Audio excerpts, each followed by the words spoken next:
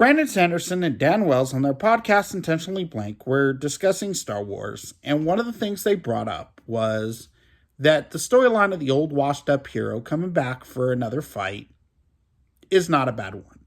Them being convinced by a younger individual to be brought back into the ship, brought back to take on a threat is not a bad idea and can work in many franchises. He also brought up the fact that what made Luke felt wrong with how they treated him in Last Jedi, and I think that's actually true. That's my bigger problem than a lot of the stuff I discussed. I grew up reading Star Wars novels as well as watching the films.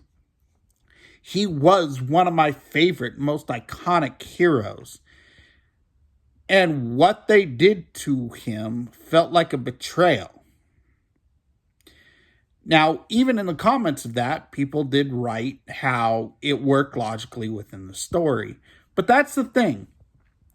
The problem with Death of the Author concepts of only judging a work by what's in the work is when you're dealing with a franchise, the name comes with it with certain promises.